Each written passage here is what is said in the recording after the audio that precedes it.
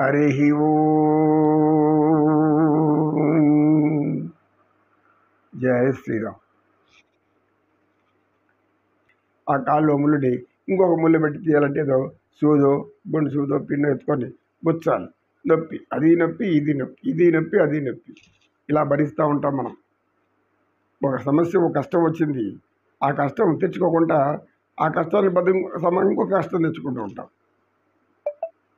ఆరోగ్యం బాగలేదు, ఆరోగ్యం బాగలేనప్పుడు వైద్యుడి దగ్గర మందు ఇస్తాడు, వైద్యుడు ఉన్నాడు, మందు తెచ్చుకోవచ్చు కదా, పోయి లేదు, ఎక్కడో ఊరికొకరు వస్తారు, సలహా ఇస్తారు, అది అట్టపోదు, దానికి ఆయాకు ఈయాకు కాల్చి బాగా మడపెట్టి కట్టే దాని మీద అది పోతుంది. ఇది ఖర్చు లేనటువంటి పరిష్కారం అనుకుని కట్టుకుంటారు, పోదు, మళ్ళీ బాగా పుండి రణం అవుతుంది. అది ఇది ఇంకా పోలేదంటే సరే ఇది అట్ట కాదు, నువ్వేం చేస్తావంటే దీనికి కమ్మి కాల్చి వాత పెట్టు అంటారు. ఊరు నాయన కమ్మి కాల్చి వాత పెట్టేది ఏంది, దేని సమస్య, నేను అపని చేయలేను అనేసి మళ్ళీ పరిగెత్తారు వైద్య దగ్గరికి. కోతి పుండు బ్రహ్మాండం అని సామెత. అంటే ఇవి కోతికి చిన్న గాయం ఏదైనా పుండు అయితే ఏం చేస్తుంది, దాన్ని గీకి గోకి గోకి గీకి పెద్దది చేసుకుంటుంది. అజ్ఞానులు కూడా అంతే, చిన్న సమస్యను పెద్దదిగా చేసుకుంటూ వస్తారు. పెద్దదైనాక నానా బాధలు బట్టి అంటారు కూడా ఆ వైద్యశాలలో చేరి దానికి ఒక శస్త్రచికిత్స ఎందుకు, గోరుతో పోయేదానికి గొడ్డల వరకు తీసుకుపోవాలి. ఇలా మనకు సామెతలని ఇలా పుడతాయి. ఈ పద్యంలో వేమన గారు ఎంత గొప్పగా చెప్పారంటే, మనం కుటుంబంలో అనుభవించే సమస్యలన్నీ కూడా ఈ చిన్న చిన్న మనం భౌతికంగా కనబడే వాటితో పోల్చారు ఆయన. కంటిలో నలుసు, కాలిలో ముళ్ళు, చెప్పులో రాయి, చెవులో జోరీగా.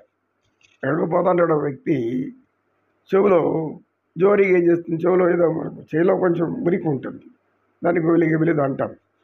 ఈ మురికికి అది ఈగలన్నీ మురికి మీద వాళ్ళని ఈగ స్వభావం. ఎక్కడ పెంట ఉన్నా, ఎక్కడ మురికి ఉన్నా, ఎక్కడ కంపు కొడుతున్నా, మురికి నిలబడి ఉన్నా అక్కడ ఈగలు చేరుతూ ఉంటాయి, వాటి మీద వాళ్తాయి. అవి వాటికి ఇష్టం. ఈగలకి ఏది ఇష్టం అంటే మలినమైన పదార్థాలు వాటికి ఇష్టం. కనుక ఈ చెవిలో ఏదో మలినం ఉందని ఇక్కడికి వస్తుంది, ఈ రంధ్రంలో దూరి లోపలికి అది తిందామని మనం ఎంత అడిగినా మళ్ళీ వస్తుంది, మళ్ళీ తగ్గితే మళ్ళీ వస్తూ ఉంటుంది, మళ్ళీ తగ్గుతుంది. ఈగ సినిమా చూసాం కదా, ఈగ చిత్రం ఆ మాదిరిగా. ఈ ఈగ మన మీద పగబట్టిందేమో, ఇదేం కర్మని ఇట్ట కొట్టుకుంటూనే ఉంటాం. అదేం తప్పించుకుంటుంది, మన చెవు మన చేమ పగిలిపోతూ ఉంటుంది. మన చెవు మన చేమ పగలాల్సిందే కానీ అయ్యిపోదు. ఈ చెవులో జోరీకి గుయ్యి అంటూ ఉంటే తలపిచ్చి పెట్టినట్టు అయిపోతుంది. ఆఖరికి పెద్ద గుడ్డ చేసి చుట్టుకొని, ఆ చుట్టుకున్న కళ్ళు కూడా కనబడకుండా, చెవులు పోతే కళ్ళు కూడా కనబడకుండా పోతుంది. ఒకడు కంట్లో నలిసిపోతుందని చెప్పి అంటా ఉంటే, కంట్లో నలిసిపడకుండా ఏం చేయాలి, కళ్ళకు కూడా కట్టుకుంటాం అనుకోండి. కళ్ళు కూడా కట్టుకుంటే ఏం కనబడుతుంది, ముందు పోవడం పోయి రాయి తగిలి పడి తల పట్టుకోవాల్సింది. ఇలా కూడా కొంతమంది పిచ్చోళ్ళు ఉంటారు. కనుక ఇప్పుడు ఈ యమన పద్యంలో ఎంత నీతి ఉందంటే, మనకు వచ్చే కష్టాలు సుఖాలన్నీ ఈ విధంగా ఉంటాయి అని చెప్పడానికి.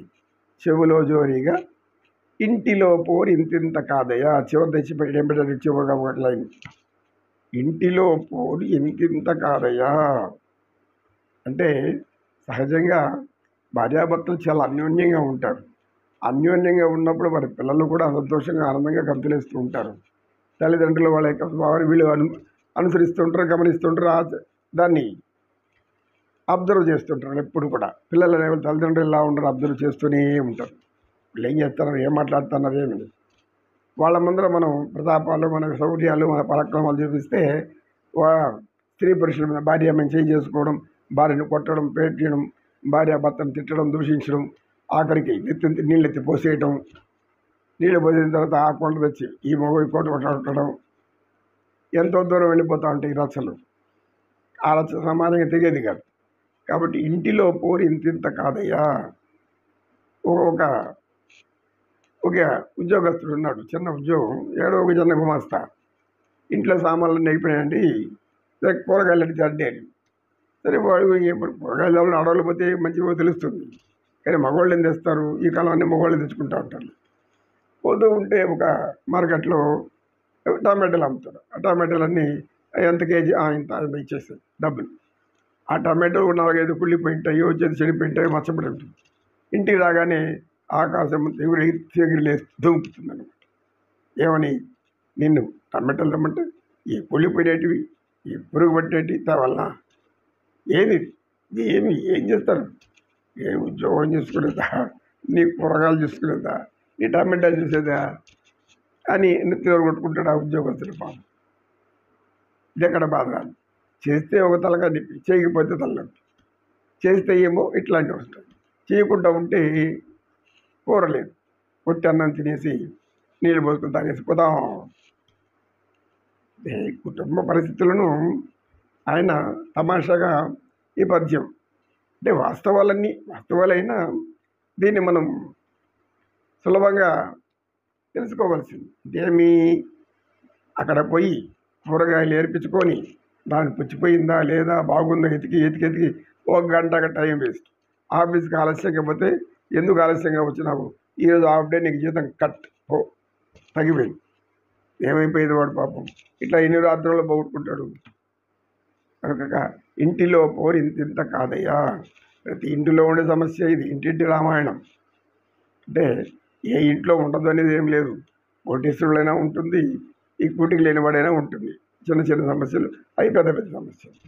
కనుక కంటిలో నలుసు కాలిలో అమలు చెప్పులో రాయి చెవిలో జోరీగా ఇంటిలో పోరు ఇంత కాదయ్యా. విశ్వదా రామేంద్రయమ గోయిందా గోయింద ఇలాంటి కోటి బ్రహ్మాండ నాయక కృష్ణం వందే జగద్గురు.